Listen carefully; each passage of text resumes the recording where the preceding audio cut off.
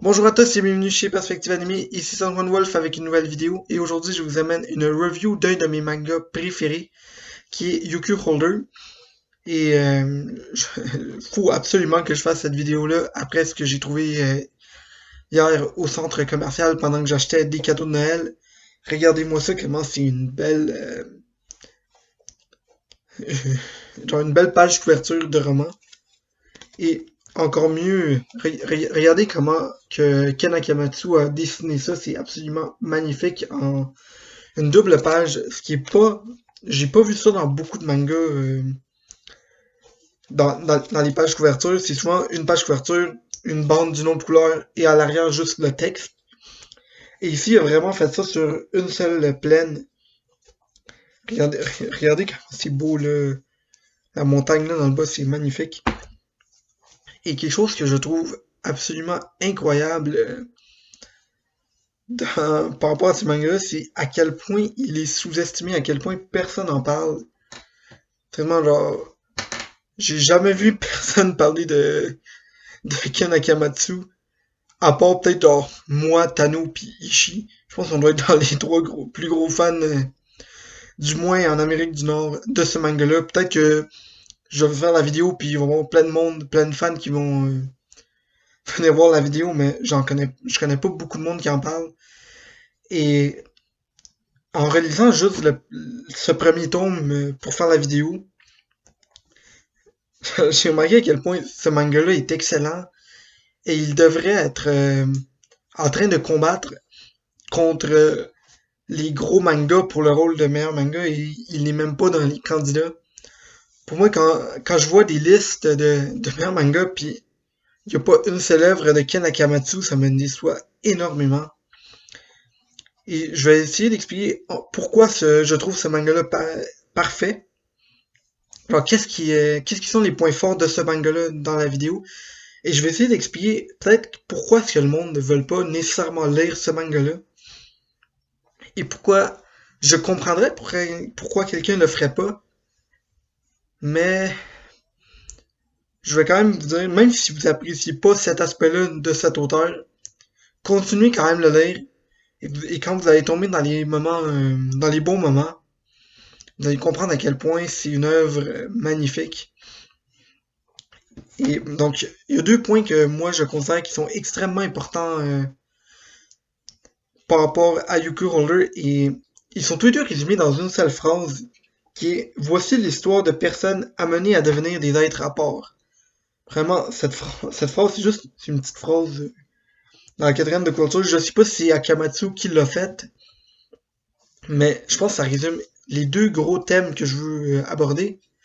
Premièrement, le traitement de l'immortalité et deuxièmement, le traitement du personnage principal.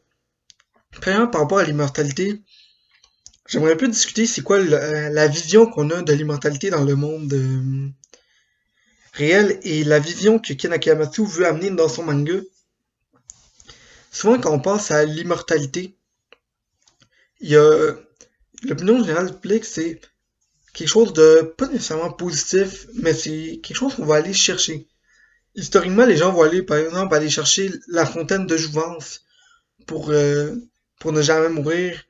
Il y a toujours une quête pour l'immortalité. Je pense que quand on pense à l'immortalité, on est comme, oh, cool, j'aimerais ça être immortel, j'aimerais ça être capable de faire ce que je veux sans craindre la mort. Mais là-dessus, il va amener un point qui est extrêmement important et c'est résumé parfaitement bien dans une des premières pages du manga.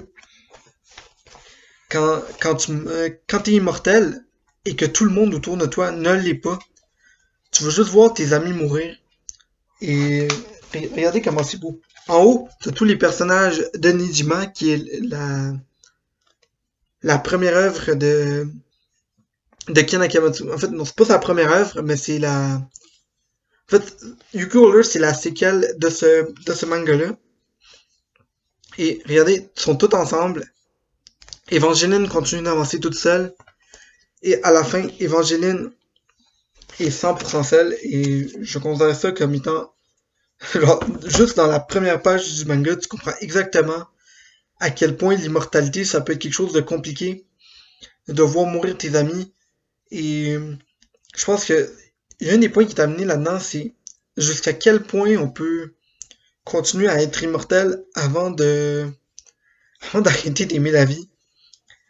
Et je trouve ça extrêmement intéressant la façon que Ken Akamatsu amène ce point-là. Je sais pas si j'ai été assez clair en expliquant c'est quoi le traitement de l'immortalité, mais allez lire le manga, je pense qu'il est extrêmement bien expliqué en dedans de celui-ci. Et le deuxième point que j'aimerais amener, c'est par rapport au personnage principal. Souvent, quand tu fais un Niketsu,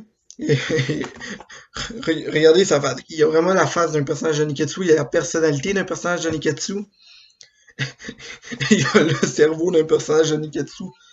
My God.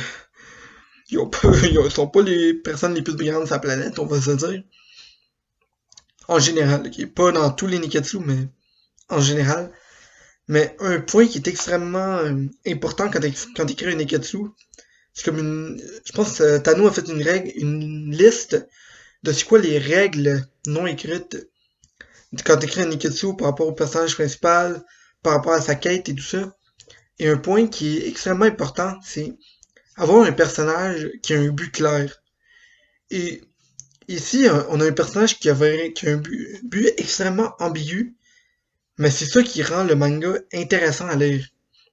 Et je suis pas en train de dire que son but n'est pas un gros but, ça reste quand même un gros but.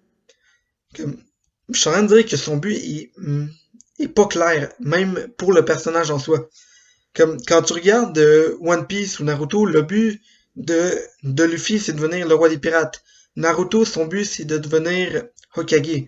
Quand tu regardes le manga des détergents de toilette, Ichigo, son but, c'est juste de vivre une vie normale, ok? C'est pas le plus gros rêve au monde, mais ça reste une quête claire que l'auteur présente. Même si tu découvres, c'est pas, c'est pas clair son affaire, mais quand tu, euh, quand tu lis Yoko Holder, t'as pas vraiment une explication de c'est quoi la quête du personnage principal. Et le manga en soi, c'est le personnage principal qui cherche sa place dans ce monde, qui est amené à devenir un être à part, qui, euh, qui est forcé à devenir un immortel sans nécessairement être consentant par rapport à ça. C'est un personnage qui, on va le comprendre plus tard dans l'histoire, a un passé, a eu une création très particulière et ça l'a fait se douter lui-même. Et je pense que c'est ça qui rend ce manga-là incroyable. Ok? Quand on regarde au début, il y a ses amis. Je pense on les voit ici. Puis ses amis, c'est souvent des gens. C'est tous des gens qui ont des rêves extrêmement précis. Et lui aussi, il veut avoir des rêves comme ses amis. Donc, leur rêve, toute la gang ensemble, c'est se rendre au haut de la tour. Et c'est quoi qu'il y a dans cette tour? On ne sait pas, mais la tour se rend dans l'espace. C'est une tour qui est à Tokyo. Et là-bas, ils veulent accomplir leur rêve. Comme un de ses amis veut devenir chanteur et chanter dans le plus grand amphithéâtre au monde. Et quand tu regardes ça, tu te dis, ah, ton ami aurait pu être un personnage principal d'un manga ou d'un Niketsu. Et là, quand tu regardes Total, quand il parle de ça, il dit, un de mes rêves, ça serait que quand mon ami il chante dans ce stade-là, d'être là présent. Ok, vous me dites, ok, c'est c'est pas le plus gros rêve, mais ça reste son rêve, mais non, parce que lui, tout ce qu'il veut, c'est aller en haut et accomplir quelque chose, mais lui, il ne sait pas c'est quoi qu'il veut accomplir.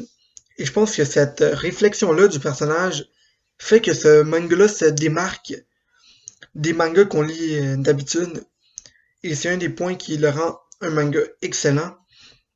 Et maintenant, j'aimerais parler de pourquoi pas tout le monde va vouloir lire ce manga-là. Et c'est malheureusement à cause du fanservice. C'est-à-dire que quand Akamatsu a commencé à écrire des mangas avec Love Hina, c'était vraiment c'était un manga harem, on va pas se mentir, c'était slice of life, mais vraiment beaucoup de situations dans lesquelles un gars est là avec plein de femmes, ça finit là. quand tu commences Nejima et que tu connais ce qui se passe dans Love Hina, t'as quasiment l'impression que c'est Love Hina, mais avec de la magie. Vraiment, c'est vraiment ça ma description du début de Nejima. C'est-à-dire que t'as un petit garçon de 8 ans qui devient prof dans une école secondaire. Essayez pas de comprendre, ok? C'est assez spécial comme situation, mais tout le manga au complet, non, pas tout le manga au complet, mais tout ce début de manga, il est pris dans des situations dans lesquelles on voit plein de panty shots. C'est hilarant, sérieusement, quand tu commences ça, mais plus l'histoire avance, plus t'as un développement de l'histoire. Il y a un personnage qui est introduit, je pense que c'est Kotaro, qui va carrément changer la dynamique du manga. Et je pense qu'à partir de ce moment-là, Ken Akamatsu est vraiment rentré dans du Niketsu, est vraiment rentré dans du manga de combat. Et c'est ça qu'on aime, et c'est ça qu'on cherche, et c'est ça qu'on retrouve dans Yukio Holder. Et mais même à ça, même quand t'es déjà dans du manga de combat, le gars va quand même, une fois de temps en temps, il capote sur les scènes, genre les scènes de bain. Je sais pas, c'est une de ses passions. Je pense que ça revient souvent dans les mangas, mais pour lui, ça revient, je pense, à la fin de chaque arc, au début de chaque arc. Je pense je pense que tous les 20 chapitres, il y a au moins une scène dans un bain. Faut vivre avec, honnêtement, là, mais c'est pour ça que je pense que pas tout le monde va aller vouloir, pas tout le monde va vouloir aller lire ce manga-là. Mon dieu, j'ai massacré cette phrase. Mais quand t'es dedans, quand tu lis l'histoire, quand tu vois le développement des personnages, tu te rends compte à quel point c'est extrêmement bien écrit. Le traitement des super pouvoirs est très cool dans ce manga-ci, surtout avec tout le traitement de l'immortalité, ce qui lui permet de dessiner des scènes absolument dégueulasses dans les combats. Mais vu qu'ils sont immortels, t'as quelqu'un qui se fait décapiter, boum, ramasse sa tête qui est à terre, ça la remet dessus, puis continue. Incroyable. Allez lire Cure Holder, c'est tout ce que j'ai à dire. Puis si vous le lisez pas, eh bien, je vais vous bannir de la chaîne. Ok, non, je vais pas vous bannir de la chaîne. Mais sérieux, si vous avez aimé la vidéo, likez. Si vous l'avez pas aimé, dislikez. Et abonnez-vous à la chaîne. On fait pas juste, je fais pas juste du Holder, je fais aussi d'autres mangas. Et c'était Sandwan Wolf. Bonne journée tout le monde.